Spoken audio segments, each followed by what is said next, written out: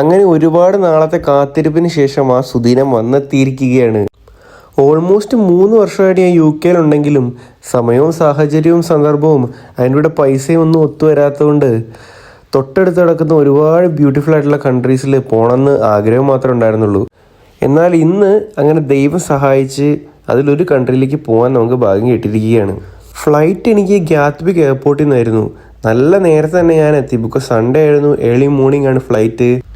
ജോലിക്ക് 5 മിനിറ്റ് വൈകി ചെല്ലുമ്പോൾ ക്ലോക്കിൻ ചെയ്യാണ്ട് നൈസായിട്ട് കയറുന്നു അല്ലേ. നമുക്ക് എയർപോർട്ടിൽ ചെക്ക് ഇൻ ചെയ്ത് കയറാൻ പറ്റില്ലല്ലോ. ഒരിക്കലും ഞാൻ നേരത്തെ ഓൺലൈൻ ചെക്കിനൊക്കെ ചെയ്തു വെച്ചു.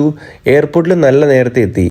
സെക്യൂരിറ്റി ചെക്കിനൊക്കെ കഴിഞ്ഞിട്ട് എൻ്റെ ബാഗ് തപ്പിയപ്പോഴാണ് ഈ മാമൻ എൻ്റെ ബാഗ് എടുത്ത് വെച്ചിരിക്കുന്നത്. ബാഗിനുള്ളിൽ എന്തെങ്കിലും ഷാർപ്പായിട്ടുള്ള സാധനങ്ങളുണ്ടെന്ന് ചോദിച്ചപ്പോൾ ഞാൻ അപ്പം തന്നെ ഇല്ലെന്ന് പറഞ്ഞു. പിന്നെ ഞാൻ ഒരു ഗിഫ്റ്റ് ഒരാൾക്ക് മേടിച്ചിട്ടുണ്ടായിരുന്നു. ആ ഗിഫ്റ്റ് അൺബോക്സ് ചെയ്തിട്ടില്ലായിരുന്നു. പാക്കറ്റിൽ തന്നെ ആയതുകൊണ്ട് അദ്ദേഹത്തിന് അതെടുത്ത് സ്കാൻ ചെയ്യണമെന്ന് പറഞ്ഞു. അങ്ങനെ സെക്യൂരിറ്റി ചെക്കിനും കാര്യങ്ങളൊക്കെ വളരെ ഭംഗിയായിട്ട് കഴിഞ്ഞു. വീട്ടിലുള്ള അച്ഛയ്ക്കും അമ്മയ്ക്കും അതിനെക്കുറിച്ച് ഫ്രീ ആയിട്ടൊരു കോഴ്സും എടുത്തു കൊടുത്തു. എയർപോർട്ടിൽ നല്ല നേരത്തെ എത്തുമായതുകൊണ്ടും നല്ല ഫുഡ് എന്തെങ്കിലും കഴിച്ചിട്ട് ഫ്ലൈറ്റിന് കയറാമെന്നുള്ളതുകൊണ്ട് ഞാൻ ലോഞ്ച് ആക്സസ് എടുത്തിട്ടുണ്ടായിരുന്നു. പിന്നെ ഒരു സൈഡിൽ നിന്ന് തുടങ്ങി കൈസേ. സോ പുലർച്ചെ 7:30ക്കാണ് എൻ്റെ ഫ്ലൈറ്റ് ഉള്ളത്. ഓൾമോസ്റ്റ് 3 hours ആണ് ജേണി. ഞാൻ പോകുന്നത് മാൾട്ട എന്ന് പറയുന്ന സ്ഥലത്തേക്കാണ്.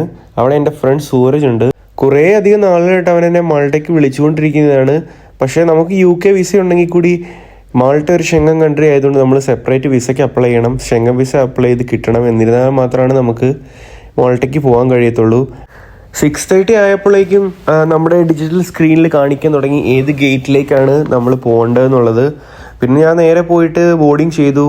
നമ്മൾ എയർപോർട്ടിലാണെങ്കിലും ജോലിക്കൊക്കെ ആണെങ്കിലും കുറച്ച് നേരത്തെ ചെന്ന് കഴിയുമ്പോൾ കിട്ടുന്നൊരു സമാധാനം എന്താണെന്ന് ഞാൻ നല്ലപോലെ ഇന്ന് മനസ്സിലാക്കി.